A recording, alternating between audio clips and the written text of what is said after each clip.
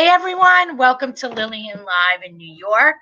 Today we have an awesome guest, my friend Phil Aronson, and he is an award-winning brand builder, author, motivational speaker, singer-songwriter, and life changer. He is a partner and chief visual officer at AHA, which stands for Aronson, his last name, Hecht Agency.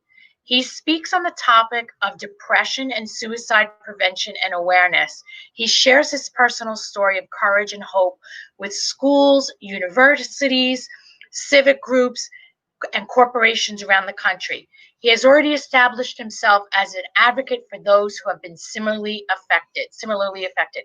He's furthered his inspiring message on such shows as the Oprah Winfrey Show, the Today Show, CBS Early Show, The Insider, Access Hollywood, Newsweek, and People magazine. As a result of his public discussions about his very personal experience, sufferers around the country contact him on a daily basis, seeking an understanding ear and, more importantly, a ray of hope. For his outstanding work in the mental health arena, Phil was awarded a 2006 Golden Bell Leadership Award by the New Jersey Mental Health Association and was honored by the Mental Health Association of Westchester in recognition of his dedication and contribution to the field of mental health. So without further ado, I'm going to bring in my friend, Phil Aronson. Hey, Phil. Hey, how are you? Good evening. Good evening. Look at that smile. Nobody would know. Nobody would know. How are you doing? I'm doing okay. When we spoke this weekend about whether or not I would, I'd be happy to be on your show, I was a bit reluctant. And I preface this in a sense that I was doing great in July. I was feeling super. Okay. I was on 150 milligrams of Wellbutrin. What is Wellbutrin? Wellbutrin is a medication. It's a serotonin. It's a SSRI, serotonin uptake inhibitor. And basically, I was feeling a little. I decided I'd go off the meds, and that was a big mistake, because what it did was last Monday, 10 days ago, I woke up and I was in such anxiety. It was incredible. And I'm still in a bit of a fog, but I wanted to be on the show because I know that it's important that, depression is not a sign of personal weakness. It's a chronic illness. It's a disease. Mm-hmm. Therefore, if I can share my story, which is one of millions, then hopefully I can help others to realize that they're not alone. Well, no, that's really great. And, I appreciate that you're here knowing how you've been feeling, because I know I can understand how that feels when, you're trying to go off something. And I want to ask you some questions about that. But what I want to say is, I know you've said to me before in the past that there's a reason why you've suffered so greatly for so long, and that you're one face of depression, and you're completely committed to publicly destigmatizing it. Can you tell us about what that means for you? Well, back in 2003, I fell to a serious depression, which was triggered by chronic pain, which led to sleep deprivation. So I spent almost 2.5 months in a psychiatric ward. I underwent electroconvulsive therapy. I've probably been on every psychotropic drug known to humankind. And I said, hey, you know what? If I get out of this, I promise that I'll be committed to help other people and destigmatize a disease. There's so many diseases out there. You've got cancer, you've got heart disease, you have leukemia, you have so many different diseases. And the whole concept is people need to realize that it's a chronic illness and a disease. No one wants to be depressed. No one wants to feel down. So it was my goal. In my head and my heart, I felt it was important that I needed to tell my story, because again, my story is one of millions. I mean, today I walked in, I heard the news. One of the newscasters was speaking to a governor in Kansas, and they said that suicide rate is up 70%. Right. That's huge. You're right. I mean, we've had Anthony Bourdain, we've had Kate Spade, and actually somebody that I know just told me that her friend's father, just out of the blue, just committed suicide. No hint of it. Is that, I mean, do you think people always have an idea that somebody's suffering, or? No, I don't think people have an idea, because people like to hide it. You come home from the hospital, right? Let's say you had cancer or you had open heart surgery, and you come home from the hospital and there are cards and there are flowers and people are rallying around. You come home from the psych ward, it's like you don't have anything. Your close friends are there to surround you and make you feel better. But this is a very serious disease. Suicide's a permanent solution to a temporary problem, and it doesn't end the chances of life getting worse, but it eliminates the possibilities of life ever getting better. Yeah. So when you think of that, I say the word possibilities. Possibilities are endless. We have one life, one time around the block. You go to a graveyard, you see someone's gravestone, and it tells you when they're born and it tells you when they pass. And in the middle's a dash. You got to start living the dash every day. Right. Because life is short. It's fleeting. So if you surround yourself with loving, caring, like-minded, like-hearted people, and enjoy the journey. We're in our bubble. We're in a pandemic. We're in this bubble now. So what are you going to do with your bubble? Who are you going to invite into your bubble? Invite people who have ideas and visions and concepts, not people who talk about other people. Right. That's like toxic. It absolutely is. And, our world is in a depression right now. We are all hurting in so many ways. So what do you do when you're hurting? You reach out. You reach out to people and say, hey, hello, I'm in trouble. I need help. Because if you don't ask for help, nobody knows you're hurting.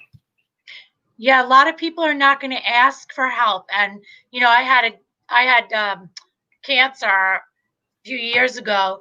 And if you don't ask questions, you're not going to get any. If you don't ask, you're not going to get. And because I asked and because I persevered, I got the right answers, and I was able to, get cured and catch it in time. But a lot of people are not going to do the asking. They're embarrassed, or, and I feel the same way you. I don't care. This is me. This is how it is. And, this is life. And it's a shame if they can't ask, who knew about Kate Spade? I mean, I had no idea. Getting back to you, I want to ask you, you said that you went off your bupropion about 10 days ago, right? Did you go back on? Yes. I reached out to my doctor. My business partner, Jeff Hecht, was like, hey, Phil, you're not acting, there's something wrong. And I just started to cry. I mean, I couldn't function. Like 10 days ago, I could not do this interview because I wouldn't have been able to click on the link to get to the show. Really? I get it. No, I get it. I totally get it. I'm on an upward projection. Yeah. And I'm gonna do it, and for anyone who thinks they can't, you can, because you need to feed the positivity. We talked about, what should we call this? Maybe like, coping with depression. I said, that sounds too clinical. Maybe, there's nothing positive about being negative.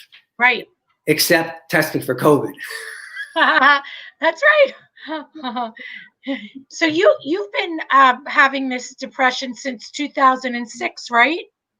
Well, I wrote a book came out in 2006, but I was sick from 2001 to 2003, which culminated to a suicide attempt, and thank God I failed at that. Wow.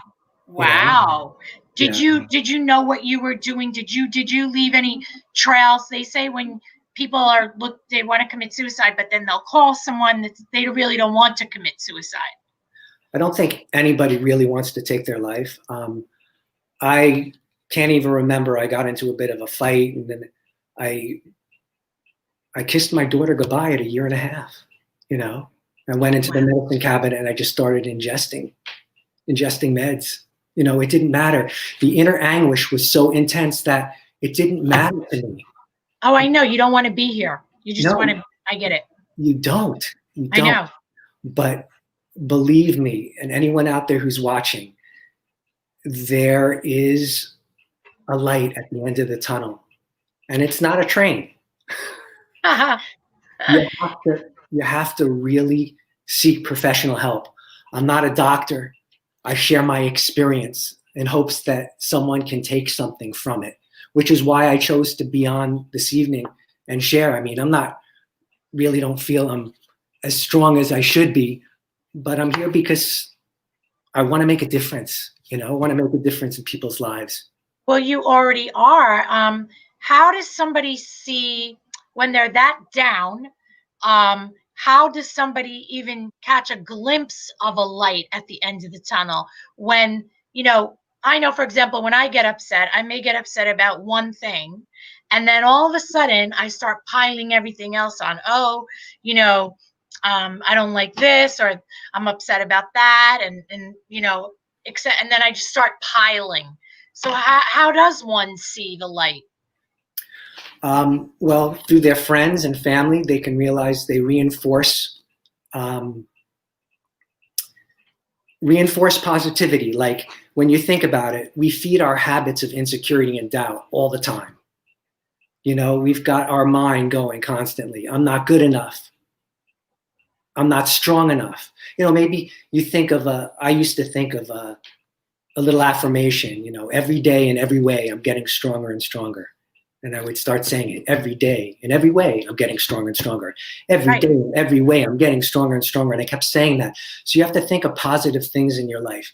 And you have to make sure that you're taking your meds and that you're speaking to your doctors and you're reaching out to your friends. You really need a support group because, especially now that we're isolated, it becomes very complicated. I mean, hearing on the news tonight, as I said earlier, 70% increase. Okay, according to WHO, which is the World Health Organization, in 2016, 800,000 people committed suicide in the world. 800,000. That's 1 every 40 seconds. That was back in 2016. We're in 2020.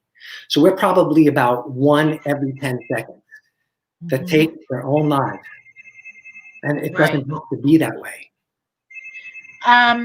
Do you think that there's more men than women that commit suicide? I haven't looked at the statistics lately. I think men probably take their lives more violently. Regardless, it's a human condition that is so just intense. There's so many people that are suffering in silence, and what they need to do is to reach out. Some of the coping skills, like when I was getting down, I would reach for my guitar. My guitar was always my stringed friend, and I'd start singing a song. I would go hiking or biking. You kind of have to, for our age group, skip the record. Yes. Do the opposite action. When you want to stay in bed, get out of bed. When you're feeling down and woe is me, maybe you want to listen to some music.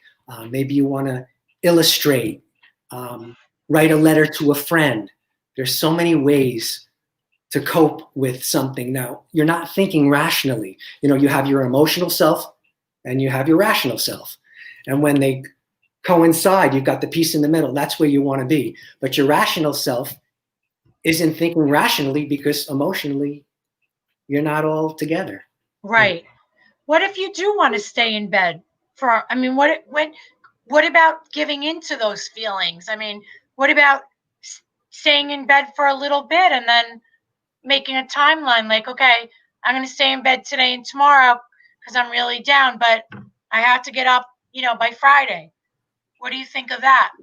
You can, but see, depression manifests differently in everybody. So it's unique. And the medicines we take, it's a science to an extent, but it's really an art form. So for me, bedtime is sleep time and make love time. Otherwise, otherwise you do not want to be in bed. Yeah, you want to take a nap. Okay, that's fine. Your brain's tired. You need to rest it.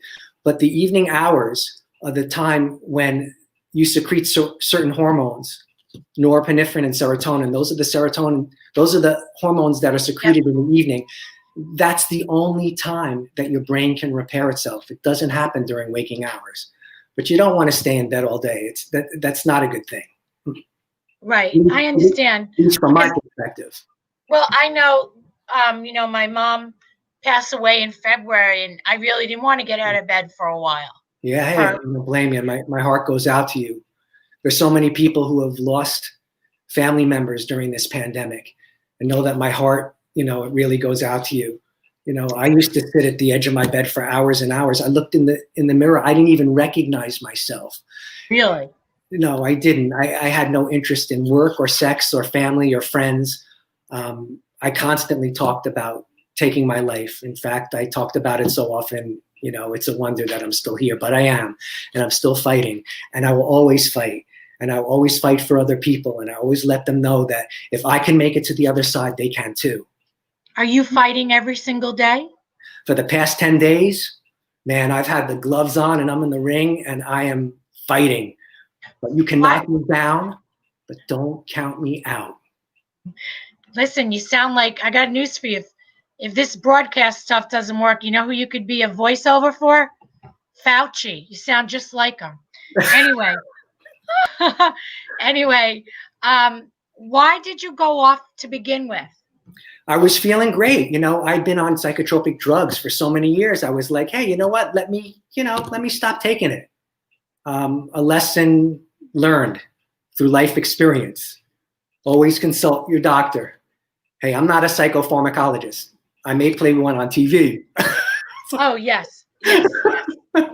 But no, you really have to seek professional help. Some people's brains are wired differently. You just need the meds. I know from this experience, I will never not be on meds. And that's okay.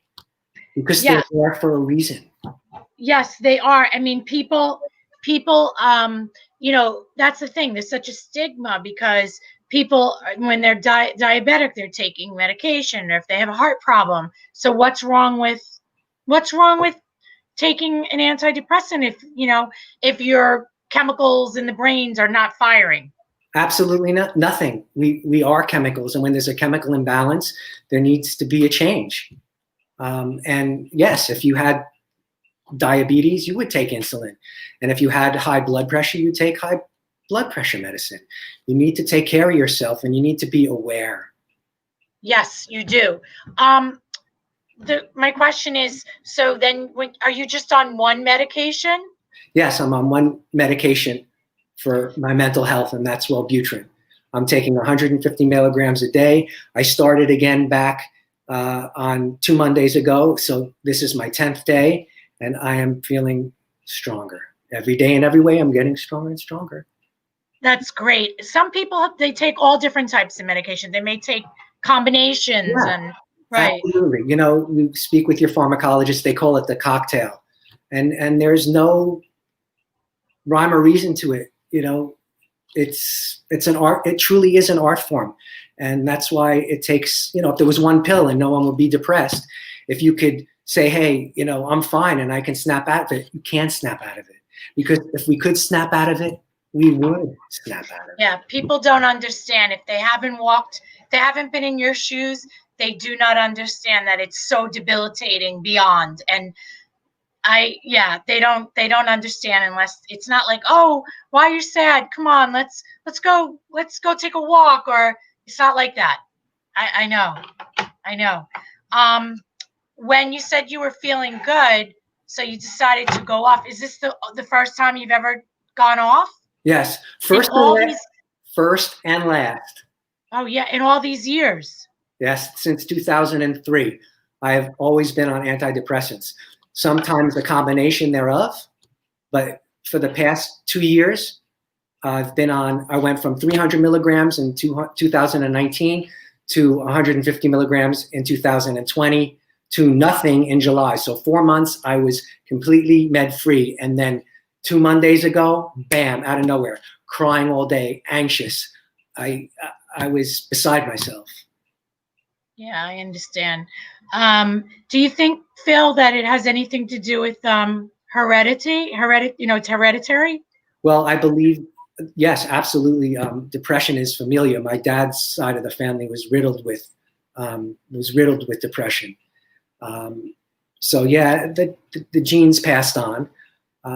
But today, there are lots of technology and medicine and doctors, and we're making strides every day. We figure things out, and it's a good thing. Medicine is not something to shake a stick at. It's something that's important, and many people need it in order to manage their depression. And the key is not to suffer in silence, to let people know.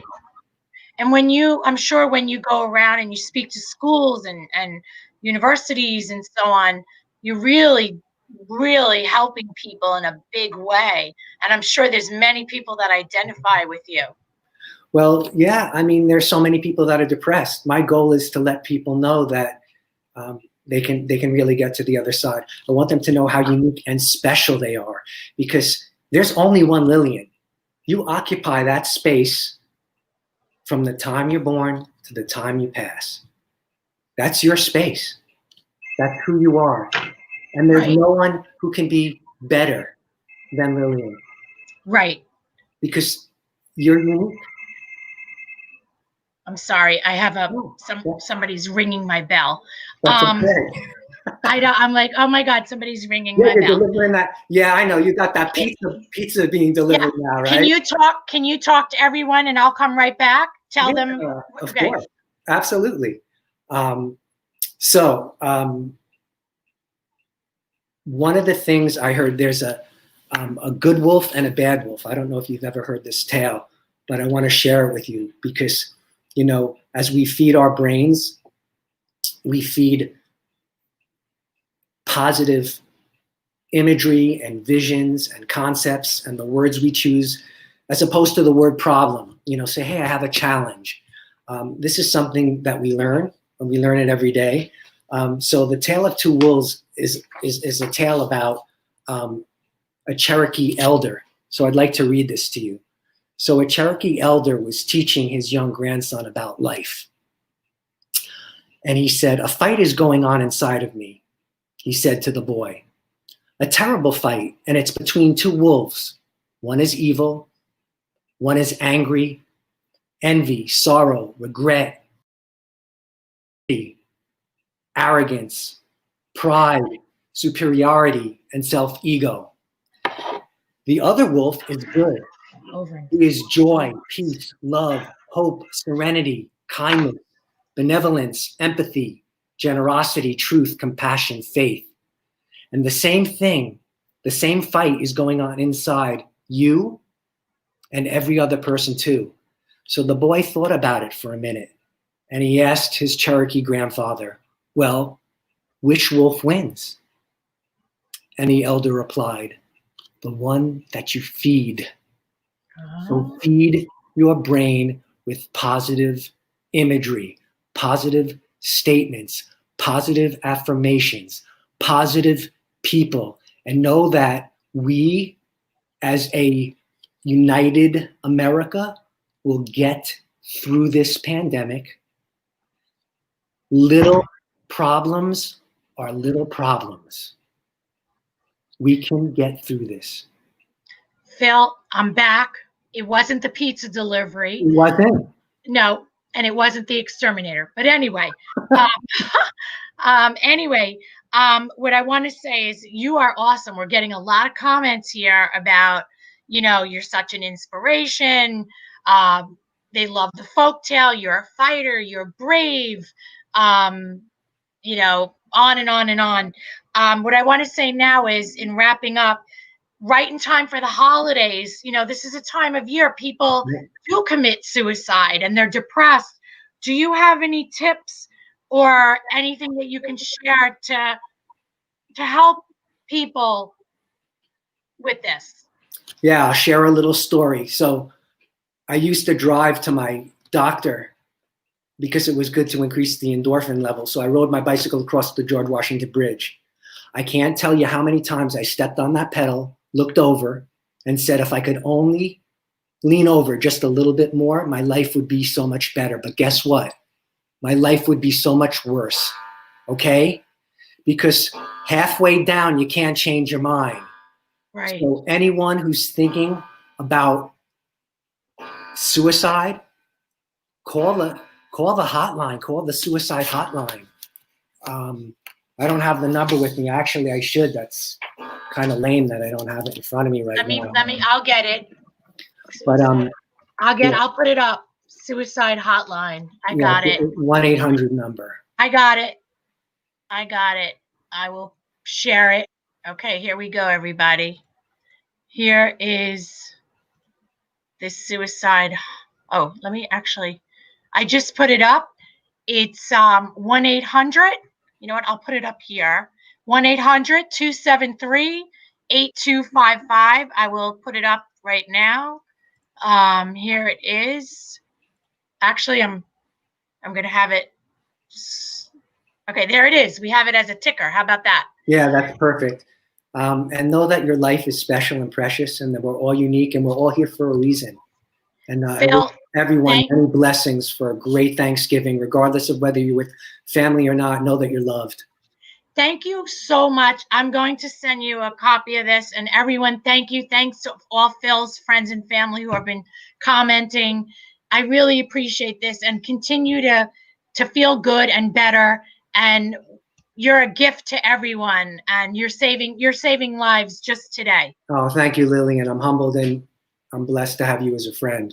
Oh, I feel the same way. Thank you. Yeah. Thank you. We'll talk soon. You bet. Bye. Okay, bye-bye. Bye, everyone. We'll see you next week. Have a great week. Bye-bye.